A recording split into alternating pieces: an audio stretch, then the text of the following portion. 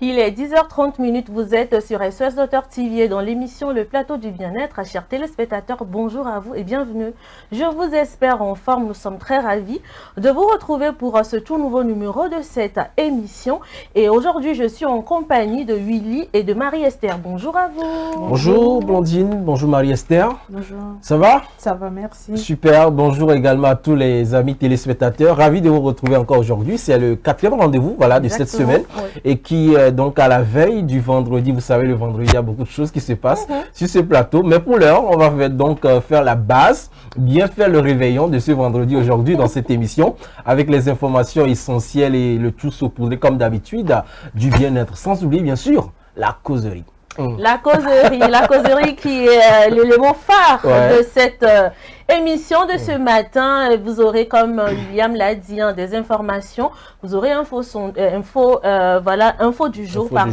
Vous aurez également bien-être dans cette émission. Alors installez-vous car ça démarre. En tout cas, ça va chauffer sur ce plateau aujourd'hui parce que ceux qui ont eu à suivre l'émission du mardi, si je ne me trompe, mardi, on avait commencé par parler du pardon, le on mardi. avait planté le décor. Voilà. C'était pas facile aussi, hein. On va chuter, quoi. Vous comprenez un peu? Du coup, ce matin, on nous demande tout le temps de pardonner, de pardonner, de pardonner. Et il y a beaucoup de personnes qui comptent sur le pardon et qui font les mêmes erreurs.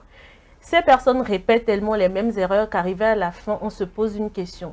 Est-ce que cette personne n'est pas en train de se foutre de notre gueule? Question. En tout cas, on décortique tout cela tout à l'heure dans la rubrique La causerie et ce sera juste après le jingle.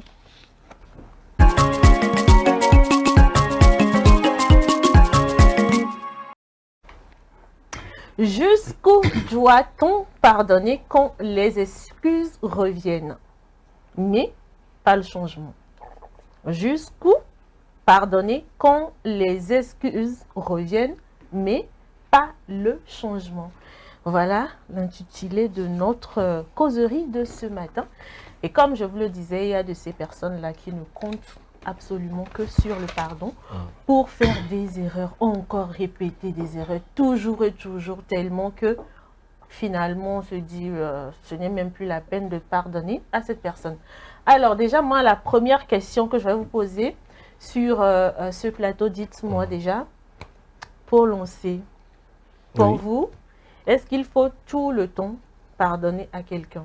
Il faut toujours pardonner ou bien il peut y arriver des moments où on se dit non, ça, ce que tu m'as fait là, je ne peux vraiment pas te le pardonner. Willy? Bon, écoutez, pardonner, c'est pas une obligation, hein. Ouais, c'est pas une obligation parce que on peut toutefois pardonner et aussi derrière avoir c'est pas des regrets ou on sent toujours ce mal-là qui vous gangrène. Mais même si vous aviez déjà dit je te pardonne et que l'autre, lui, il a pensé que vous lui avez pardonné, mais qu'au fin fond de vous, vous-même, vous sentez que c'est pas vraiment ça. Donc, c'est pas une obligation. Donc, c'est un acte volontaire et la personne a le choix de le faire ou de ne pas le faire. L'essentiel, c'est de pouvoir préserver sa paix intérieure, sa santé mentale, parce qu'on n'est pas obligé forcément de le dire, que je te pardonne.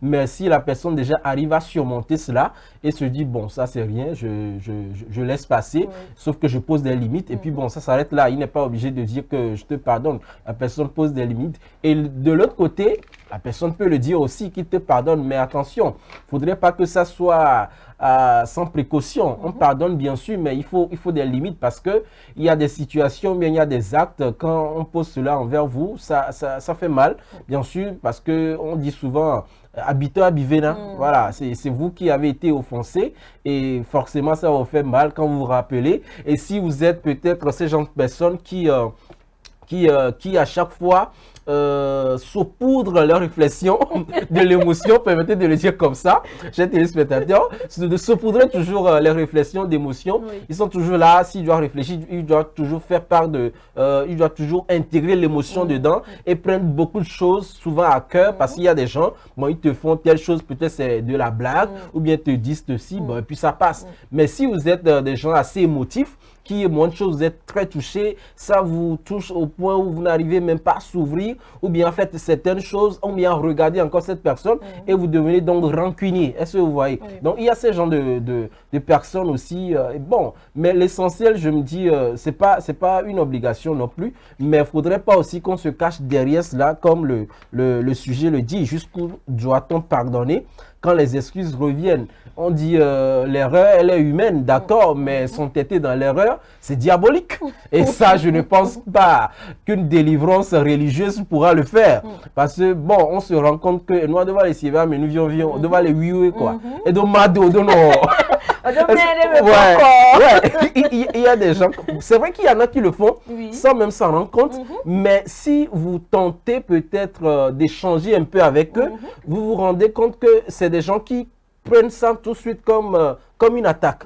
Bon, ça dépend. Peut-être ça peut être l'éducation, ça peut être leur parcours aussi, parce que beaucoup de personnes ont vécu, chacun a reçu des coups, voilà, peut-être des trahisons, il y a des gens qui ont traversé beaucoup de choses. Donc, ce qui fait que s'ils n'arrivent pas à guérir totalement de ces genres de choses, donc, c'est pas, dans la vie associative, c'est quand même difficile pour ces personnes-là de pouvoir être déçues, bien encaisser tout cela. Certes, on est de tempéraments différents.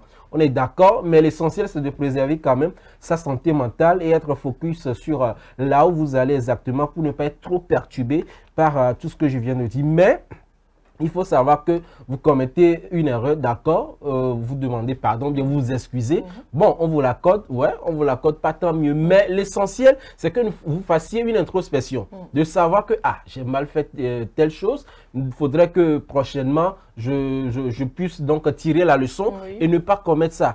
Mais là, quand on dit excuse, reviens, mais pas changement, c'est compliqué. C'est comme si on vous pardonne ou bien vous avez même... vous êtes rendu compte que vous avez mal fait, mais finalement, vous ne tirez aucune leçon, pardon, et puis vous répétez, vous répétez, vous répétez. Là, c'est compliqué. Là, ben, on n'est pas obligé de... En tout cas, moi, je ne suis pas obligé de vous pardonner, hein, parce que je prends ma trajectoire tranquille. Je considère que, bon, vous êtes quand même quelqu'un de très cyclique qui répète toujours les mêmes choses. Et puis, bon, moi, la vie continue, quoi. Ah ouais, la vie continue. Il faut préserver la santé mentale. Voilà, c'est une affaire de... En tout cas, ça, c'est vrai. Il faut préserver la santé mentale. C'est important. Alors, je vais me retourner vers Marie. Alors, Marie, pour toi, est-ce qu'à chaque fois qu'une personne commet une erreur et que cette personne vient vers vous pour vous présenter des excuses, est-ce qu'il faut forcément pardonner à cette personne-là? En fait, moi, je dirais que pour ma part, il faut pardonner autant de fois que tu peux. 7 fois, 77 fois? Autant de fois que tu peux. Parce que c'est bon, gratuit. si c'est ça, je te prête le mot. C'est gratuit le pardon. Hein. C'est gratuit. Bon, je vais revenir quand même sur ça. 7 fois, 77 fois. Est-ce que le pardon est gratuit? Non, en fait, le truc... Je ne pense pas que le pardon soit gratuit parce que après... Qu'est-ce que tu perds en pardonnant? Non, mais il s'agit d'une question de santé mentale aussi. Qu'est-ce qu'elle met dans gratuit? En fait, quand je parle de gratuit, il faut comprendre que je dis à toi qui pardonne, tu ne perds rien en fait. Qu'est-ce que tu perds en le faisant? Non. Ça enlève quoi en toi en fait? Non. Oui, parce que d'abord, tu viens de parler de santé mentale. Oui. Et d'abord, en pardonnant, c'est pour toi-même d'abord, pour préserver ta santé mentale. En le faisant pour l'autre, tu pardonnes à l'autre, c'est d'abord pour toi-même. Parce que quand on parle de pardon, déjà, il faut penser à ce que, genre, si toi-même tu ne pardonnes pas, bon, il y a des choses que tu vas garder, tu vas prendre ça à cœur et que cela, en fait, tu seras là à ressasser, à penser à cela et autres. Mais ça fait du bien. Peut-être que la personne même qui t'a blessé, t'a offensé, peut-être que, bon, pour lui, il ne sait même pas qui t'a offensé ou bien pour lui, bon, voilà. Et parce que, en parlant même du sujet, la personne qui, à chaque fois, il demande des excuses et tout ça, bon, peut-être que, William venait de le dire, cette personne-là, peut-être que c'est une habitude qui est ancrée en elle. En cette personne, peut-être que voilà, c'est devenu une chose qui est cyclique où la personne répète et peut-être même c'est un problème que la personne même a et que lui-même peut-être il s'en rend pas compte ou bien peut-être il s'en rend compte mais comment se défaire de cela, mais il se dit c'est comme si des fois on tombe dans le même péché et on revient toujours pour demander pardon à Dieu. Bon, et ça c'est un peu différent. Hein? Oui, jusqu'à ce que si nous à chaque fois on revient demander pardon jusqu'à ce que on se rend compte que à ça là, il faut vraiment comment dire, c'est pas la grâce, en fait, finalement, que tu sors de cette situation-là. Parce que des fois, on essaie de le faire par nos propres forces, mais voilà, on tombe toujours dans la même chose. Mais Dieu, lui, il est toujours là pour nous pardonner. Il n'a jamais refusé de ne pas pardonner à quelqu'un. Donc, je me dis, pourquoi c'est différent? Je me dis, pourquoi nous, voilà, en tant qu'être humain, en tant que, comment dire, en tant qu'enfant de Dieu, nous n'allons pas pardonner. On est enfant de Dieu, on n'est pas Dieu. D'accord. Je pense que ce thème va encore poser pour... Non, en fait, qui est enfant de Satan? On est enfant de Dieu, mais on n'est pas Dieu. Excusez-moi, n'amenons pas cette affaire dans la religion ou bien non. D'accord. Donc, vaut mieux ne pas mentionner le thème enfant de Dieu. Non. Vaut mieux ne pas mentionner enfant de Dieu. Moi, je parle par rapport à moi. Excusez-moi. Personne, je ne peux pas. Ma foi, c'est ma foi. Ma conviction, c'est ma conviction. Bon, je parle par rapport à moi. Bon, faut généraliser. Mais restons dans la logique du sujet. Oui, je donne mon avis. Par exemple, si c'est moi, vous m'avez posé une question. Comment est-ce que je pense que je peux pardonner ou bien on peut pardonner? Bon, pour ma part, à mon humble avis, moi, je pense que c'est le pardon autant que cela, je sais pas, autant que cela est demandé, il faut pardonner. Parce que c'est pour toi-même ta santé mentale. Et c'est pour toi-même, pour que tu aies la paix intérieure. Si peut-être que, comment dire, ne pas pardonner te donne la paix, alors fais-le.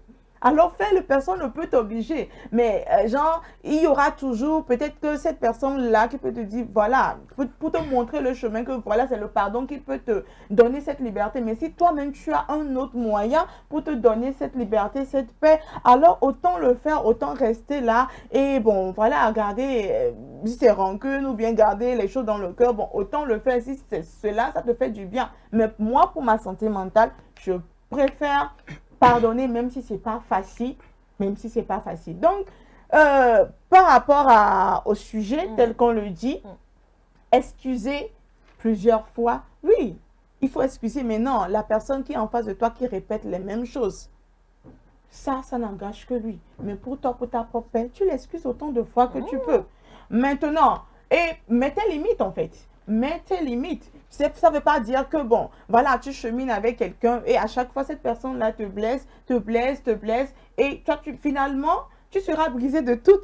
Tu seras brisé, en fait. Donc, mets-toi tes limites. Ne prends plus à cœur ce que cette personne-là te fait. Et tu vas te dire que, bon, cette personne, elle est toujours comme ça. Voilà, elle agit comme ça, elle dit elle va changer, mais elle ne change pas. Donc bon, je préfère même plus ne pas calculer ce que cette personne fait pour ma propre paix et garder ma joie. Mais si je veux, c'est quand je vais prendre vraiment en compte ce que la personne fait, calculer, c'est ça maintenant qui va m'obliger même maintenant à garder cela jusqu'à ce que chercher à le pardonner. Mais si je minimise cela, ou bien je trouve des excuses à ce que cette personne fait, bon, peut-être que la personne est tout le temps là à m'énerver et tout. Bon, je me dis, bon, peut-être que bon, elle-même, elle a un problème qu'elle-même ne sait pas. Donc, bon, je ne calcule même plus ça. Donc, voilà. Alors, hier, je discutais de ce sujet-là avec des gens avant même qu'on ne vienne sur ce plateau pour avoir leurs avis. Il y a une personne qui m'a posé une question. Elle dit, Blandine, parce que j'étais également sur la position de, bon, quand on peut pardonner, bon, pourquoi ne pas le faire pour sa tranquillité et tout ça. Et puis, la dame m'a posé une question. Franchement, je n'ai pas pu répondre. Je ne sais pas si vous allez pouvoir répondre. La personne me dit, écoute, Blandine, tu es mariée et puis ton mari, il est infidèle. Et il est parti avoir un enfant ailleurs avec une première maîtresse. Il est venu te demander pardon. Tu as accepté. Une seconde fois, il a encore fait la même chose. Tu as encore pardonné. Est-ce que si cette personne continue d'être autant infidèle, tu resteras dans ce mariage et est-ce que tu vas continuer par lui pardonner? J'étais dit, je n'ai pas envoyé le truc là-bas en fait. Parce que peut-être que là c'est un peu corsé, je ne sais pas, mais bon, vous dites-moi. Bon, je vais me retourner vers Marie parce que c'est vous qui êtes les plus infidèles. Ah ouais? Alors Marie dit... Tu as des preuves? Ça, c'est plus un sujet des femmes. Alors, Marie, dis-moi, dans ce genre de situation, est-ce que tu serais habilitée à pardonner la personne plusieurs fois? tu serais quand même capable de pardonner à ton mari plusieurs fois cette forme d'infidélité, sachant très bien que ça nuit gravement à toi, à ton bien-être et tout ça. Tu l'as si bien dit, plusieurs fois, par exemple, je peux pardonner, mais plusieurs fois, peut-être que je peux trouver, peut-être que cette atmosphère n'est plus bonne pour moi, l'environnement. Pardonner ne m'oblige pas forcément à rester toujours dans la relation. Tu pardonnes, je pardonne pour ne pas le garder dans mon cœur, pour être en paix et avancer. Voilà. Maintenant, cela, si mon choix dit, ok, parce que cette infidélité devient de plus en plus fréquente, répétitive, je pense que, bon, voilà, c'est sa nature, en fait.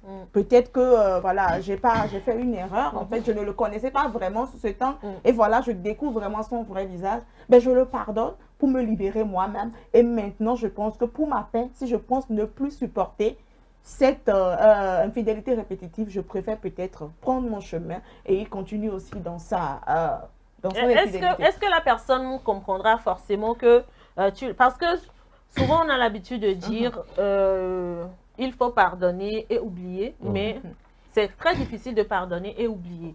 Et si tu dis vouloir pardonner à cette personne, ou bien si tu dis que tu as réellement pardonné à cette personne, est-ce que tu ne pourras pas continuer par cheminer quand même avec cette personne malgré le fait que tu lui as pardonné? Ça dépend de, comment dire, la résilience que tu as. Ça dépend de la mentalité, de comment si tu penses que chacun a son, sa capacité à surmonter certains défis. Si toi, par exemple, la femme, tu penses que oui, je connais mon mari, je découvre mon mari maintenant sous ce temps que voilà, il ne cesse d'être infidèle. Je le pardonne, je ne prends plus vraiment à cœur parce que je dis, même si je parle, il va venir demander pardon et après il refait les mêmes choses. Je le pardonne pour me libérer, pour ma paix et je me focalise sur ce que je fais. Mais si je pense que oui, je le pardonne, mais je ne veux plus avoir rien à voir avec lui, c'est ça qui va m'aider à avancer, alors je choisis de faire cela. Donc ça dépend de ta capacité à pouvoir surmonter Donc c'est pas facile. C'est pas du tout facile. Est-ce que, Willy, tu as quelque chose à dire à propos de... je voudrais un peu aller à la base de cette question-là pour dire qu'en réalité, dans ce genre de situation, c'est parce qu'à la base, lors de l'éducation, par exemple, c'est quelqu'un qui a été trop dorloté. Trop choyé, d'accord? C'est quelqu'un qui peut-être parmi ses frères et sœurs, il est toujours le plus choyé ou quand il fait même des bêtises, les parents disent que non, écoutez, c'est votre grand frère, c'est votre Benjamin, laissez-le, il s'amuse avec vous. Donc, si l'enfant grandit avec des choses comme ça, ben, ne soyez pas étonnés quand il va faire des dérives, même quand il devient adulte. Donc, c'est des choses comme ça qui font que c'est des gens, en fait, il y a des situations comme ça et la femme dit elle pardonne, ou bien c'est l'homme même qui vient pour dire, ok, il a mal fait, de le pardonner. Le lendemain, il répète la même chose. Ou carrément, ben, si c'est la femme qui pardonne, ben, lui, ben, il s'en fout carrément qu'on lui a pardonné. Pour lui, ben, c'est pas des erreurs. Pour lui, l'erreur est humaine, donc il peut faire ça. Donc c'est rien, la femme peut accepter. Donc c'est pour cela, tout à l'heure, je parlais de l'éducation, de tout ce qui a trait à la base. C'est ce qui fait rejaillir ces genres de choses. Et ce sont des gens qui, je dirais, qui sont diaboliques parce qu'ils s'entêtent toujours dans l'erreur. C'est des gens qui ne reconnaissent jamais leur tort. C'est des gens qui ne sont pas capables, lors de pardonner, de venir dire que, bah, écoute, j'ai mal agi, je reconnais avoir mal agi, je reconnais avoir fait telle chose parce que je t'ai mal parlé, ça ne va plus se reproduire. Toutes mes excuses, je m'excuse vraiment pour ça. C'est des gens qui, pour demander excuse, mais pour pardonner, eh bien, ils vont dire, bah, en fait, j'ai fait ci parce que, en réalité, comme tu avais fait ça, ils trouvent toujours des arguments. Donc, en aucun cas, ça va être difficile de faire revenir ces personnes-là à la raison. Bon, même s'ils aillent voir des psychologues, je ne sais pas trop comment ça sera. Sinon, j'aurais été un psychologue, ben, j'utilise un bâton pour les corriger tout simplement. Parce que c'est pas normal. C'est pas normal. Maintenant, je voudrais rebondir sur... ben ouais, bien sûr, ça peut aider. Parce que les psychologues sont là pour corriger. Si ça vaut la peine, ouais, c'est une forme de thérapie, il faut le faire. Maintenant, je voudrais rebondir sur la première partie de l'intervention de Marie-Esther pour dire que, vous savez, Dieu c'est Dieu, quoi. Nous, on n'est pas Dieu. Hein. Dieu c'est Dieu. Afin de 7 fois, 77 fois, je le disais même hier, ça c'était à l'époque, écoutez. Je suis désolé, mais ça c'était à l'époque. Parce que vous ne pouvez pas cheminer ou bien collaborer avec des gens qui vous ont causé du tort à un moment donné et que, bon, pardonnez, d'accord, mais même si vous ne pardonnez pas, comme je l'ai dit au début, ben, prenez votre distance tout simplement parce que le fait même de pouvoir collaborer ou bien d'être toujours dans leur entourage peut-être que vous le vouliez ou pas vous nuire encore. Et là, vous allez accuser qui? Parce que là, ils n'ont pas fait volontairement. Là, vous allez accuser qui? Donc, Dieu, c'est Dieu, quoi. Si, il faut qu'on arrête de mettre des choses émotives dans la tête des gens, que, ouais, quoi, pardonne-nous comme nous avons pardonné, quoi, cette fois. Non, mais écoutez, ça, excusez-moi, mais c'est des histoires. Il faut qu'on soit réaliste à un moment donné. Parce que les gens sont restés toujours dans cette affaire d'émotion et ils ont subi des choses. Et croyant que c'est toujours l'autre, c'est parce qu'à un moment donné, eux-mêmes, ils ne sont pas arrivés à surmonter cette émotion pour réfléchir. Parce qu'on dit, avant d'accuser le puits d'être trop profond, le sage vérifie si ce n'est pas la corde qui est courte. C'est des gens qui, à un moment donné, ne se remettent pas en cause, en cause. Donc, c'est important, dans ce genre de situation, soit vous décidez de pardonner ou carrément vous allez voir un psychologue pour vous exprimer tout ce que vous avez sur le cœur, histoire donc de retrouver votre paix, votre santé mentale, votre paix intérieure pour évoluer. Mais si vous restez toujours dans cette affaire de pardonner, si tu pardonnes pas, bon, écoutez, ça c'est des histoires. L'essentiel c'est que quand vous pardonnez, c'est que vous-même vous soyez dégagé du cœur. Ça c'est important. Ça n'a rien à voir avec votre objectif, bien ce que vous allez réaliser dans la vie. Si vous ne pardonnez pas, ou bien si vous n'oubliez pas, vous n'allez pas avoir de l'argent, vous n'allez pas avoir du travail. Excusez-moi, mais ça c'est de l'utopie. C'est du n'importe quoi. Excusez-moi, il ne faut pas rester dans l'émotion. Il faut aller au-delà de ça. Il faut être réaliste. Et faire taire à un moment donné les sentiments et l'émotion pour faire travailler son cerveau. C'est très important. Quelqu'un, on dit, les excuses reviennent. Bon, celui-là même qui toujours vient, toujours 70 fois, 50 fois, pour demander excuse, à un moment donné, si tu n'es pas diabolique, réfléchis.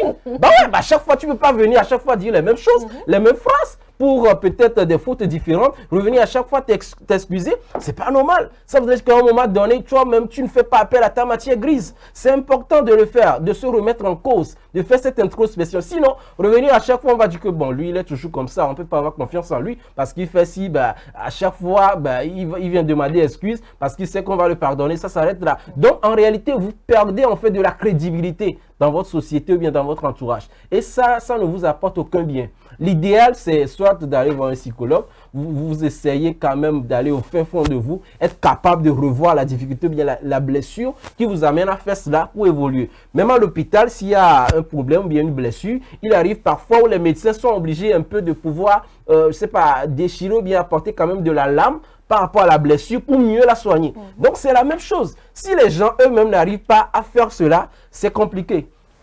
L'erreur, elle est humaine. S'entêter dans l'erreur, il est diabolique. Alors, celui qui le fait, il est diabolique. Je suis désolé de le dire.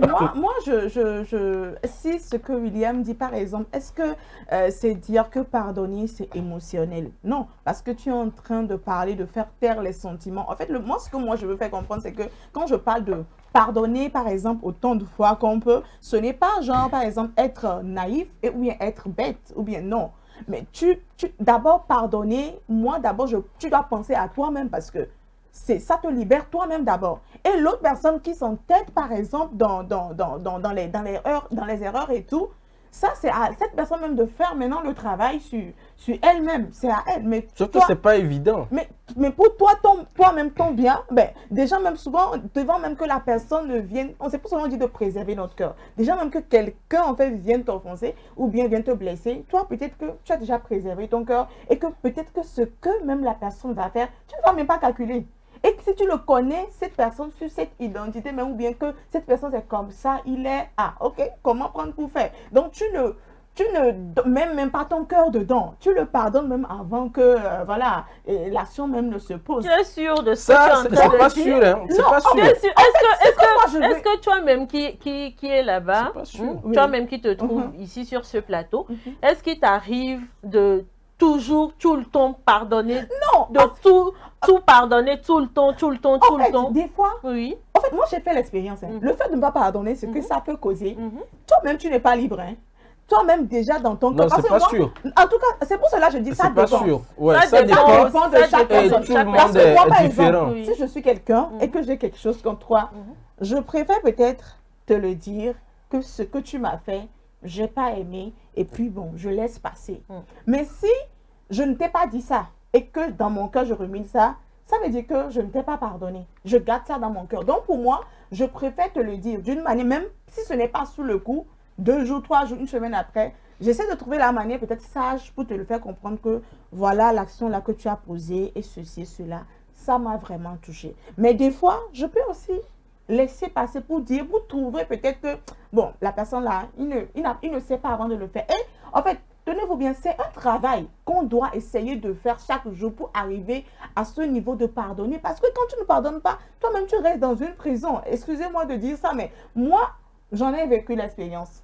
C'est pour cela, je parle de cela. Le pardon, ça libère. Parce que si tu ne le fais pas toi-même, des fois tu vas penser que tout est bien. Mais au fond, vraiment, en fait, ça ne va pas. Donc, c'est pour cela, moi, mon conseil, pour ma part, c'est que essayons de pardonner. Ça ne coûte rien de pardonner. C'est difficile. Mais, pour ceux qui croient en Dieu, demandez la grâce à Dieu pour pardonner des personnes qui vous ont tellement offensé. Et avec le temps, quand tu pries, même, des fois même, la preuve, si tu pries pour une personne qui t'a vraiment offensé, des fois même, tu peux même remarquer, tu vas même pleurer. Tu vas pleurer même en appelant juste le nom de la personne parce que tu vas remarquer qu'il y a une blessure. Mais quand tu le fais successivement, tu vas voir que tu vas te libérer toi-même. Et après, bon, voilà. Donc, ça dépend de tout et chacun de nous. Donc, voilà. Bon, mais écoutez, les situations sont différentes. Hein. Tout le monde a son parcours, a son expérience. Donc, à chacun de voir sa façon de faire. Mais l'essentiel, c'est qu'il faut toujours faire une certaine introspection et savoir que l'imperfection, en réalité, ne doit pas devenir une habitude, une priorité. Parce que si c'est une habitude, écoutez, c'est une très sale habitude. Parce que ça ne vous apporte aucun bien. Et puis, ça n'avantage même pas votre entourage. Parce que quelqu'un comme ça, qui va évoluer, va fonder des familles ou bien sera donc à la tête d'une entreprise, c'est compliqué. C'est compliqué. Donc, l'idéal, c'est de pouvoir arriver quand même à faire des introspections, à travailler sur soi, être déçu, pardonner, d'accord, on peut le dire donc sur les lèvres, avec la bouche, alors qu'au fin fond de toi, c'est pas ça. Vaut mieux ne même pas prononcer cette phrase et travailler donc sur vous-même, votre cœur, pour dire que bon, ok, je laisse tomber, je passe à autre chose parce que je me préfère par rapport à la situation. Parce que pardonner, le dire, c'est rien. Hein. Mais ce que vous en faites derrière, c'est ça. Exactement, c'est ça. Des fois, même on le prononce, mais au fond, ce n'est pas vraiment justement, ça. Mais vis-à-vis de quelqu'un qui, dans ce sujet dont on parle, les excuses reviennent, des gens comme ça qui sont toujours là à s'excuser, à s'excuser, à s'excuser. C'est des personnes toxiques. Voilà. Pourquoi dire encore pardonner? C'est des personnes très toxiques. Mieux vaut carrément ignorer cette personne. Mieux vaut s'écarter de cette personne. Ouais, carrément. Et, bon, pardonner, tu le libères de ton cœur et puis bon, voilà. Même si vous me dites... S'écarter de cette personne, mais disons, vous êtes dans un milieu professionnel, et puis voilà, cette personne, elle est du genre à poser des actions qui ne sont pas très conformes. Et après, à chaque fois, cette personne revient présenter des excuses. Non, mais comment est-ce qu'on arrive à s'écarter de cette personne si on doit collaborer? Non, mais tant que c'est pas cette personne qui vous paye le salaire, ben c'est possible. Non, mais quand vous êtes appelé quand même à collaborer, parce qu'il y a des personnes, pour leur propre paix, préfèrent ne même pas adresser la parole à cette personne. Ce sont des personnes qui, elles peuvent venir au travail, dire que ok, je me mets dans mon coin et tout ça. Mais il peut y avoir question où vous allez travailler ensemble, vous deux et tout ça. Comment est-ce qu'on arrive à gérer? Non, mais si on doit travailler ensemble, tout le monde a des responsabilités. Il a aussi sa part. Oui, il a son rôle à jouer, travailler ensemble, mais tout le monde a ses tâches. Donc, autant remplir ta tâche si tu ne veux pas avoir des problèmes et puis tranquille. Mais là, si tu ne remplis pas ta tâche, parce que là, c'est une collaboration, c'est un truc quand même important, ben, sois prêt qu'on déverse sur toi toutes choses. Parce que à toi seul, tu ne peux pas à chaque fois revenir, s'excuser. Et puis, quand il s'agit de collaborer aussi, tu dois faire donc main nonchalante pour que ça agisse sur le groupe, bien sûr, la structure. Là, c'est très grave. Parce que si la structure perd en chiffre d'affaires, écoutez, c'est grave, on peut même t'emprisonner. Hein. C'est grave. Donc, pour ça, sois sûr que, bah, en tout cas, moi, je te tire par les oreilles, tout simplement. Et le reste, moi, je m'en fous. Le reste, je m'en fous parce que c'est une collaboration. C'est quelque chose qui nous concerne tous. On doit s'y mettre. Parce que, est-ce que vous gagnez à quoi? Ah ouais, parce que, donc ça, la personne peut retourner chez elle. Ouais, la personne peut retourner chez elle pour aller se retrouver dans ses imperfections, un truc bizarre, comme quoi dans son monde, d'accord. Mais s'il s'agit de collaborer, s'il s'agit d'une affaire pécuniaire, ben, tu es obligé. Hein. Tu es obligé, quoi. Moi, je veux juste, comment dire quelques mots à l'égard de ces personnes qui peut-être que à chaque fois, eux-mêmes constatent qu'il y a des erreurs répétitives qui se font. Moi, tel que William le disait, essayez vraiment de faire une rétrospection et essayez de voir s'il y a quelque chose peut-être qui amène toujours ça à répéter les mêmes actions. Et si vous avez besoin d'aide, essayez d'être humble et aller vers les personnes qui peuvent vraiment vous aider et genre parler et dites ce que vous traversez, qu'on me fait toujours ce reproche, on me dit toujours que je fais ceci, mais moi-même, je ne sais pas pourquoi, mais je veux tellement m'en libérer, mais je pense que, voilà, je n'y arrive pas. Donc déjà, quelqu'un qui fait ça, on se dit que cette personne a envie de vraiment changer et que bon, s'il y a c'est des... juste une envie, hein. Ouais, il faut non, pouvoir déjà, il y a la volonté, Non, mais ça, c'est une donc, volonté assez maigre, Marie-Esther. C'est une volonté assez maigre. Il faut arriver donc à poser le pas d'abord, prendre des initiatives. Est-ce qu'il va prouver qu'en réalité, cette personne a vraiment pris la décision de y arriver? Sinon, le dire, ben, tout le monde peut formuler de belles phrases. Non, je voudrais sortir de ça, je ne voudrais plus faire non, ça. déjà, C'est pour cela que je dis, il n'y a que Dieu qui peut accepter des trucs comme ça. Le fait que la personne ait pu... Vous savez, tout le monde n'est pas humble. Hein. Il y a l'orgueil, l'ego de l'homme. Le fait que la personne puisse aller même voir quelqu'un que, oh, il y a telle chose qu'on me reproche tout le temps et que vraiment j'ai envie de le faire, mais je n'y arrive pas. C'est parce que la personne a besoin d'être d'une manière ou d'une autre. Et si cette personne, devant qui cette personne est partie, peut-être que cette personne peut lui donner des astuces. Fais ceci, fais cela, fais cela. Et c'est tout un accompagnement. Non, ne sois pas... Tu vas devenir... Non, mais je sais de quoi je parle. Est-ce qu'il va le faire? Le problème, c'est que quand je deviens ton psychologue, essaie quand même de ne plus répéter les mêmes erreurs. C'est ça. Si c'est ça peut passer, mais dans... Parce que vous savez, bon, pour conclure, hein, ce que moi je vais dire, c'est que c'est vrai que le pardon, c'est vraiment une force. C'est une force qui libère. Ça, disons la vérité, c'est vrai que c'est une force qui libère, mais qui peut devenir également une faiblesse si on ne sait pas pardonner. Parce que une personne à qui on pardonne peut-être plusieurs fois les mêmes erreurs, cette personne, elle ne va même pas se rendre compte de ce qu'elle est en train de faire. Ça devient carrément comment dire, ça devient carrément une obsession pour cette personne de tout le temps revenir vers vous pour vous dire pardon, excuse-moi et tout ça. Et vous, comme vous êtes dans une position de force en disant que oui, moi, j'aime pardonner, j'aime me libérer, vous n'aidez pas cette personne en réalité. Et pour pouvoir libérer cette personne de ce joug, qu'est-ce qu'il faut faire? Essayer de discuter avec cette personne. Si cette personne, elle n'est pas totalement réceptive, eh bien, si c'est en milieu professionnel, essayez de mettre les garde-fous, vous venez, vous collaborez, vous faites ce que vous avez à faire pour votre propre paix, vous restez tranquille. Parce que c'est des personnes très, très, très toxiques et manipulatrices et très menteuses. Ce sont des personnes qui peuvent, genre, tu es vivante, hein, ou bien tu es vivant, mais cette personne peut se permettre de mentir en ton compte tellement que tu vas douter de ta propre vie. On ne peut pas se dire qu'on veut pardonner tout le temps les mêmes erreurs à une personne parce que finalement on n'aide pas cette personne-là. Il faudrait qu'on fasse une action pour montrer à cette personne que ce qu'elle est en train de faire est très mauvais. Donc, pardonner, oui, mais que ça ne soit pas une faiblesse aux yeux de l'autre. Parce que la personne peut se dire il y a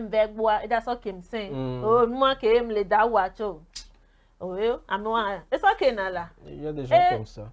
La personne va continuer. Du coup, essayons de faire une introspection, essayons d'analyser notre propre vie et surtout quand on a l'habitude de tout le temps venir nous faire des reproches par rapport à certaines choses, essayons de nous poser des questions. Il faudrait qu'on accepte que voilà, il y a un problème. Si à chaque fois, dans un groupe, il n'y a qu'une seule ou deux personnes à qui on fait les mêmes reproches, essayez de réfléchir. Pourquoi est-ce qu'on ne le dit pas tout le temps à Marie-Esther? Pourquoi est-ce qu'on ne le dit pas tout le temps à William? Pourquoi c'est toujours à moi, Blondine, on le dit? Parce que si vous ne le faites pas aussi, bah, écoutez, c'est dommage, c'est compliqué et vous ne pouvez pas évoluer parce que dans cette vie, vous êtes appelé à collaborer avec des personnes coûte que coûte. Même dans votre mariage, c'est une question de collaboration. En tout cas, préserver votre santé mentale, c'est très important. Tout ce que vous pouvez faire pour pouvoir avoir une paix intérieure, une paix psychologique, faites-le. C'est tout pour la causerie de ce Je voudrais apporter un petit truc à ta conclusion pour dire que même celui-là qui pardonne et que lui, bon, il est miséricordieux, il est plein de grâce et de bonté, il pardonne, il faudrait aussi qu'il ne fasse pas usage de l'émotion. Parce que sous le coup de l'émotion, c'est fini, il va payer les pots cassés. Pardonner, en réalité, ne voudrait pas dire que ne voudrait pas dire qu'on se réconcilie, ne voudrait pas dire que je remets ma confiance. Il faut être vraiment très prudent par rapport à un certain nombre de choses. Sinon, si vous jouez le miséricordieux, bonjour les dégâts. C'est pour cela que je dis Dieu est Dieu. Il est miséricordieux. Lui seul sait comment il encaisse, il gère. Donc voilà, vous n'êtes qu'un homme fait de chair et de sang. Il faut bien réfléchir avant de faire certaines choses. C'est important. En tout cas, et puis si vous avez envie de pouvoir pardonner, allez voir les spécialistes pour ça. Il y a des spécialistes. C'est mieux. Et si vous avez envie de vous défouler, captez SOS Docteur TV de lundi à vendredi entre 10h30 et 11h30. On est là pour ça. Merci, On vous donne le bien-être à sur haute dose. La publicité.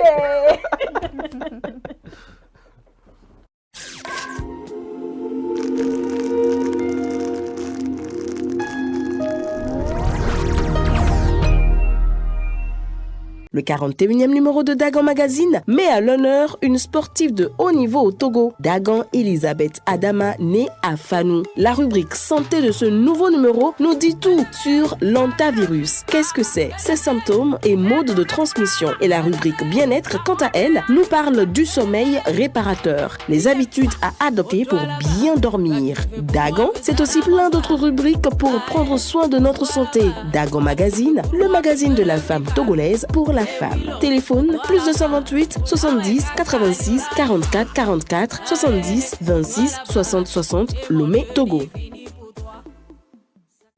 À l'hôpital, quand on est malade, stressé ou pressé, chaque minute compte. Chercher la bonne personne ne devrait jamais être une source d'inquiétude supplémentaire. C'est pourquoi, au Togo, une nouvelle mesure est désormais en vigueur dans les formations sanitaires. Le personnel de santé porte des tenues réglementaires harmonisées, facilement reconnaissables grâce à un code couleur simple et clair.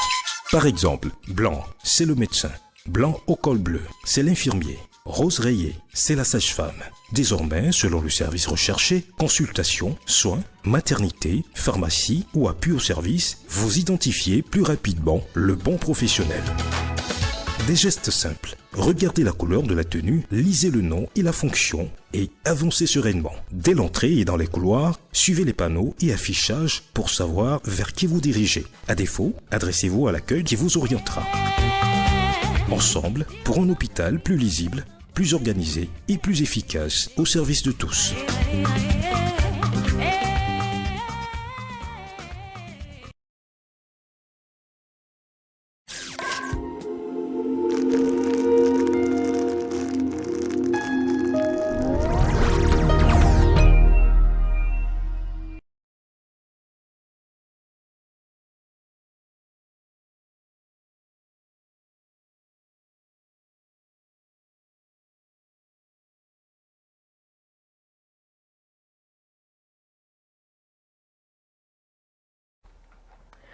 Si vous venez de prendre le train en marche, vous êtes sur SOS Docteur TV, la chaîne utile à la télé qu'il vous faut, et dans l'émission Le Plateau du Bien-être. Et tout de suite, l'info du jour.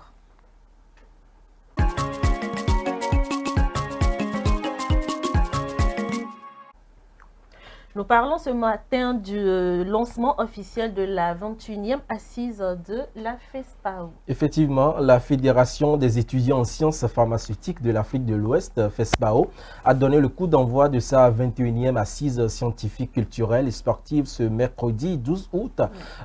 Hier donc, 12 août, à Agora Senghor, à Lomé.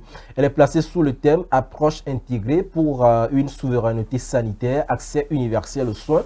Épidémiologie génomique, valorisation de la pharmacopée traditionnelle et renforcement de la production pharmaceutique locale. L'objectif de cette assise, qui a réuni les étudiants et professionnels en pharmacie de plusieurs pays de l'Afrique de l'Ouest, c'est de renforcer les compétences des futurs pharmaciens pour contribuer à la souveraineté sanitaire en Afrique de l'Ouest. Également, améliorer l'accès à des médicaments sûrs et de qualité. Retour donc sur cette cérémonie d'ouverture dans cet élément de Victorine Diagoui. Ils viennent du Togo, du Bénin, du Burkina, du Sénégal, de la Guinée, du Mali, du Niger et de la Côte d'Ivoire. Des étudiants en pharmacie réunis à Lomé à l'occasion de la 21e assise de la Fédération des étudiants en pharmacie. Pendant une semaine, ils vont confronter leurs expériences, plaider pour l'harmonisation des formations pharmaceutiques et mettre l'accent sur la recherche et la surveillance épidémiologique en Afrique de l'Ouest.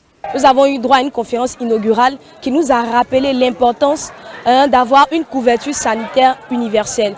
Et vraiment, la Côte d'Ivoire lutte aussi pour cela à travers la mise en place de la couverture maladie universelle.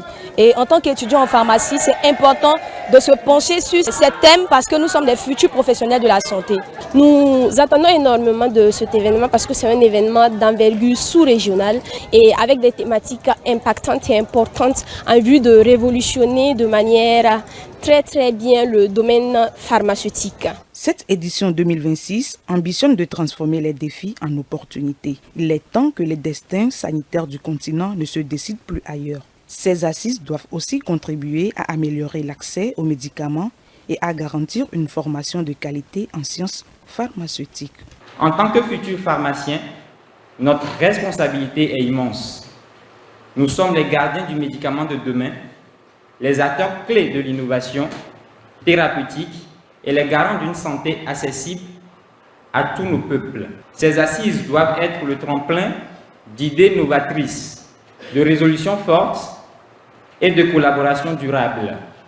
Le renforcement de la production pharmaceutique locale est la condition sine qua non pour que l'Afrique cesse d'être une simple consommatrice dépendante des chaînes d'approvisionnement extérieures.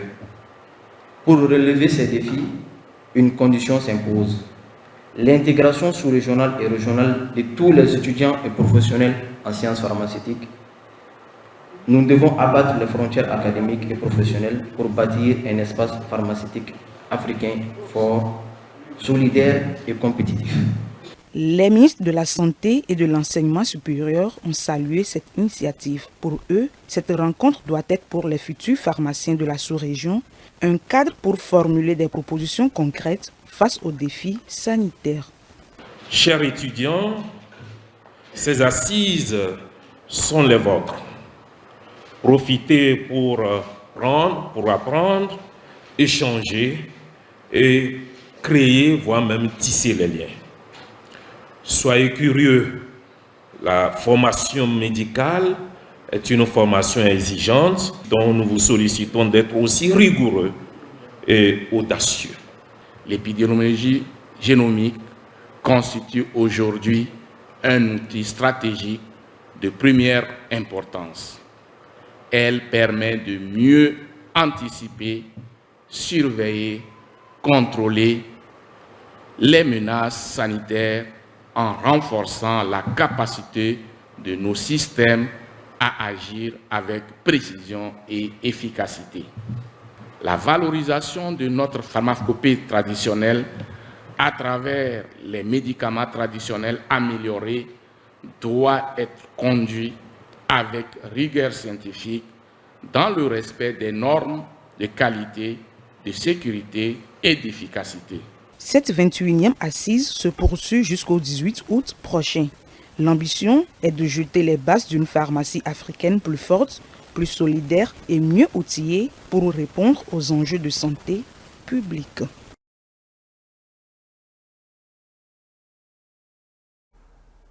À l'instant, vous venez donc de suivre ce reportage sur le lancement officiel de la 21e assise de la FESPAO. On va donc évoluer de l'autre côté en Côte d'Ivoire pour retrouver Michel Gourou et toute sa team dans la web-série Le Centre Médical, dénommé les MODOC, qui quand même vous sensibilise, vous guide et vous donne un peu de rire ou de sourire, si je peux le dire ainsi, bien sûr, à travers ce qui vous est servi dans cette web-série médicale-là, qui donne donc l'évolution en fait de l'atmosphère de tout ce qui se passe dans un centre ou bien dans un milieu hospitalier. Et depuis lundi, vous suivez donc l'épisode de cette semaine titré Premier Gaou n'est pas Gaou. Vous suivez cela et le quiz qui suit bien évidemment et on revient juste après.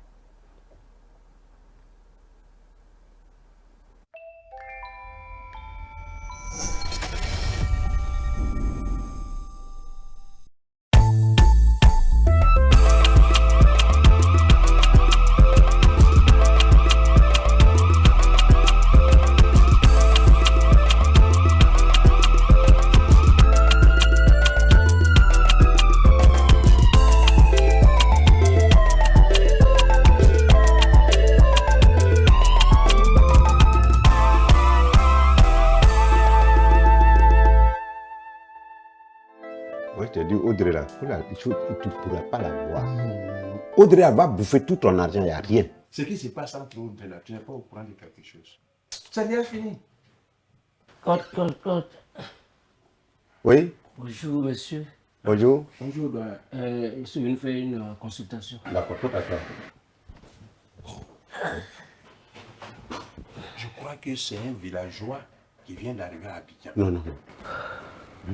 C'est plutôt un cultivateur, un vieux cultivateur analphabète. Oui, c'est ça. Aujourd'hui, on va bouffer l'argent de VA. Et VA, il y a l'argent dedans. Non, c'est l'argent, hein. Aïe, et VA, ça c'est Carao. Le vieux. Oui. Consultation là, c'est 50 000, hein. Hein?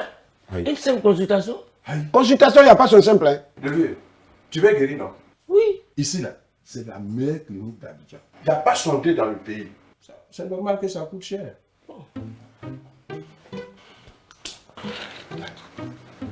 Docteur Gou. Oui, docteur Dao. Oui. Après, quand tu vas prendre l'ordonnance, voilà, docteur Dao, donne. Docteur Gou. Bien, quand il s'agit d'argent, là, il ne faut pas mettre tes segments de couche là-dessus. De l'argent, ça me revient direct. Oui, je sais. Mais alors? Il m'a donné. Et c'est ça qu'on va donner. Il ne faut pas m'énerver. Bon, pardon, docteur. D'accord. Bon, le vieux, on va déjà analyser. Enlève ton chapeau. Enlève le chapeau. On va essayer d'analyser le cuir chevelu. Donc, restez tranquille. Restez tranquille. Ah, non, attends. Voilà. Oui. Le vieux, ça, il faut être courageux, hein. Voilà le résultat déjà. Selon les analyses, le nerf sciatique est passé par la cuisse chevelue pour atteindre le pancréas directement. Et donc, si on ne fait pas quelque chose, ça risque de te tuer. Non, c'est pas bon. Voilà. Donc, ça fait 100 000 francs pour te soigner. Pour la consultation? 50 000. Oui, 100 000 francs pour les Et soins. 100 000 francs pour les soins? Oui. Voilà, c'est tout. Je peux déjà porter le chapeau. Oui, porte le chapeau. Et puis, tu as donné 100 000 là. D'accord, donc il faut voir l'oreille en même temps. Il faut voir l'oreille d'abord. Attends. Donne. Oh, donne. Faut donner l'argent là. C'est quoi? Je te parlais. Quand il s'agit d'argent, il faut te calmer. Il faut faire attention. Mais j'ai pris là, c'était pour te remettre. C'est un mauvais serviteur. Hein? D'accord. Moi, je te parle. Oula, doyen. Oh, toutes mes excuses. Comment ça va? Très bien. Désolé, j'étais en réunion, du coup, j'ai pas pu décrocher. C'est ça. Ça va un peu? Et ça va. Et là, ça m'a permis de faire en connaissance avec les nouveaux collègues. Non, c'est pas collègue. Non. Tout à l'heure, docteur Gou. Non, c'est pas docteur. Il est en train de dire à docteur Dao. Docteur Dao? Lui n'a jamais été docteur ici. C'est un gardien. Bon, j'étais pas sûr. D'accord. Docteur, c'est arrêté. Toi, tu fais quoi là? C'est Go qui m'a appelé. C'est de combien? Oh, c'est pas vrai. C'est pas tout? Docteur Gou, mais 50 000. Non, il n'est pas docteur. C'est pas docteur. C'est ce que je lui ai dit. Dao. Remettez-lui son argent. Il faut donner l'argent. Non. C'est pas tout mon argent. Comment ça? Remettez-lui son argent, on n'a pas que ça à faire. Docteur, je te jure que c'est 50 000 francs. C'est pas 50 000, c'est 70 000. On avait pris 170 000 francs ici. Non, c'est pas 50 000 il a donné. Go. Mais, remettez-lui ses 20 000. docteur, c'est 50 000. Remettez-lui ses 20 000. Ça, c'est mon propre argent même que je vais lui donner maintenant. Remettez-lui son argent. Bon, ça fait 50 000. Non, mais il y a 5 000 dessus. Voilà. Venez avec nous. Voilà, les comptes sont bons. Docteur est fâché. Le vieux là, il est dangereux, hein?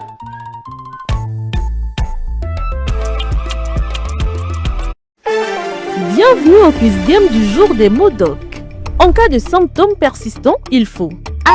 Consulter un professionnel de santé. B. Attendre plusieurs mois sans rien faire. C. Se soigner uniquement avec Internet. D. Demander un traitement à un voisin. Envoyez votre réponse via WhatsApp sur le +228 70 18 43 43 et gagnez divers lots, des bons de consultation, un bilan de santé, une super enveloppe de 10 000 francs et plein d'autres surprises dans le fou rire avec Michel Gou. Les gagnants seront tirés au sort parmi les bonnes réponses chaque vendredi dans votre émission Le Plateau du Bien-être. SOS Docteur TV, la chaîne utile, la télé qu'il vous faut. Merci de toujours rester en notre compagnie sur SOS Docteur TV dans l'émission Le Plateau du Bien-être avec Marie-Esther et Blandine Massada. Et nous allons poursuivre cette émission marquant une courte pause musicale et on revient juste après. Ne bougez pas.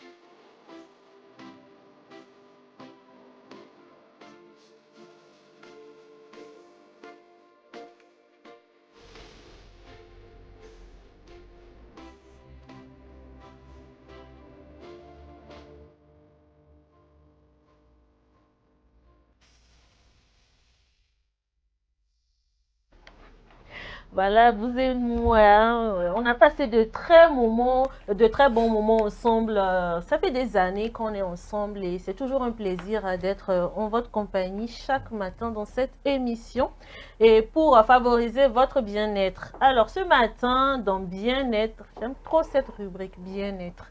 Marie-Esther va nous apprendre comment est-ce qu'il faut favoriser le bien-être chez les enfants. On a l'habitude d'oublier cet aspect. Exactement. On ne pense qu'à nous. Franchement, hein. Tu es une bonne personne. On va avec le jingle, on revient juste après.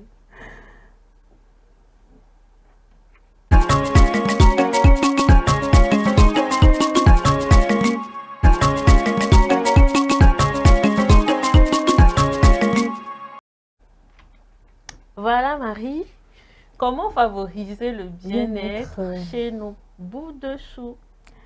Alors, aujourd'hui, nous allons penser à nos bouts de chou, les enfants. Nous sommes en période des vacances et nous savons que ces moments sont un moment vraiment attendu des enfants parce qu'ils ont eu un long moment de cours, des examens et tout. Donc, des vacances, les enfants attendent vraiment cela. Alors, comment les aider à bien profiter de ces vacances tout en gardant de bonnes habitudes? C'est de ça que nous allons parler aujourd'hui. Alors, tout d'abord, nous devons savoir que ces périodes des vacances avec les enfants, les enfants doivent avoir un temps de repos. Nous devons permettre aux enfants de vraiment se reposer. Et quand nous parlons de se reposer, nous savons tous que pendant l'année scolaire, il y a eu vraiment le stress. Ils ont étudié et matin, soir, ils partent à l'école et tout. Donc, ces moments de vacances constituent vraiment un moment où ils ont un temps pour eux-mêmes maintenant pour se reposer et dormir. Mais quand nous parlons de dormir, cela ne veut pas dire qu'ils vont dormir toute la journée, mais juste qu'ils doivent avoir ce moment de repos. C'est prioritaire en fait. Ils doivent se reposer parce que bientôt la rentrée va encore commencer. Il faut qu'ils aient assez d'énergie pour pouvoir entamer une nouvelle rentrée. Alors le temps de repos, c'est très très important pour nos enfants. Et il faut aussi leur permettre d'avoir des activités physiques. Quand nous parlons d'activités physiques, quand on pense aux enfants, on sait que les enfants, c'est des bougent partout. Voilà. Donc, il faut vraiment des activités physiques qui vont les aider à, à bouger un peu partout, à ne pas rester trop sur place. C'est-à-dire, un enfant peut faire des vélos, peut faire du sport, courir, essayer de s'amuser avec d'autres enfants. Aller au parc. Aller au parc. Voilà. Et c'est une activité qui va leur permettre également d'avoir cette affinité avec d'autres enfants aussi. Et aussi, cela leur permet en fait d'avoir cet esprit-là de créativité pour permettre aussi de découvrir certains talents qu'ils ont en eux. Donc, c'est très important d'aider nos enfants en ces vacances-là à avoir des activités physiques. Il ne faut pas juste laisser l'enfant rester à la maison, regarder la télévision, c'est pas bon. Mettez-les dans les activités physiques qui vont les aider à bouger un peu partout. Il faut surtout limiter le temps d'écran aux enfants. Aujourd'hui, les parents, pour se débarrasser des enfants, voilà, je t'achète une tablette, je te donne mon téléphone, prends ça et va. Ça, c'est très vrai. Ça, c'est pas bon. Oui, les parents ont besoin du temps, mais il faut que, l'accès à l'écran par les enfants soit tellement limité.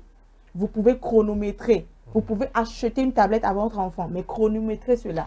Tu as ça de telle heure à telle heure. Mais les autres heures, vous pouvez lui donner un livre, par exemple. L'enfant doit lire. L'enfant doit peut-être dessiner. C'est en lisant peut-être qu'il peut découvrir encore d'autres potentialités, d'autres talents cachés. L'enfant peut dessiner. L'enfant peut faire des activités de coloriage, et ainsi de suite. Donc, c'est très, très important. Ne vous débarrassez pas de vos enfants en leur remettant vos téléphones ou bien des écrans. Voilà, non. Parce que cela aussi peut entraîner autre chose. L'enfant est exposé à l'écran, aux réseaux sociaux, c'est autre chose que cela peut entamer. Donc, limitez cela. Pour profiter des vacances également, pour le bien-être des enfants, nous devons avoir un temps en famille avec les enfants. Durant tout au long de la période scolaire, les enfants vont à l'école et tout, papa va au boulot, c'est le soir, il rentre et tout. Vous ne passez pas assez de temps avec les enfants. Mais ces vacances-ci, vous devez disposer un temps particulier avec votre enfant. Même si votre emploi du temps est chargé, ces vacances vont vous permettre de vraiment renforcer les liens familiaux. Et genre, connaître mieux votre enfant, qu'est-ce qui a été ses difficultés dans la période scolaire, l'aider, apprendre ce qu'il aime, et lui aussi en retour, aura en fait cette affection de son papa ou bien de sa maman. Donc, c'est très, très important. Alors, aujourd'hui, nous allons nous arrêter. C'est quelques clés aujourd'hui que je vais laisser, mais je pense que je vais revenir encore pour d'autres clés qui peuvent aider dans le bien-être de l'enfant jeudi prochain par la grâce de Dieu. Donc, c'était tout pour aujourd'hui. Pour le bien-être de nos enfants en ces périodes de vacances. Intéressant. Merci beaucoup, Marie-Esther. Surtout le volet écran, c'est quand même important. Je pense que les parents prennent bonne note, qui vont devoir donc faire l'essentiel, parce que la rentrée, c'est tout près, donc c'est quand même important pour qu'ils recommencent la rentrée avec de très belles énergies. Surtout. Prenez soin des yeux de vos enfants, c'est très important. Exactement. Sinon, les verres aussi, ça coûte. Mais en prendre soin, ça, c'est au moins moins cher. Exactement. C'est moins cher. Merci beaucoup. De bons choix dans la vie. Exactement. Des choix qui nous arrangent, qui nous avantagent. Surtout. Merci Marie-Esther pour ces astuces-là. Merci Blandine. Merci avec plaisir. Merci à toute l'équipe de la réalisation. Le prochain rendez-vous, c'est demain à partir de 10h30 sur la télé. Portez-vous bien. Excellente suite de nos programmes. Au revoir.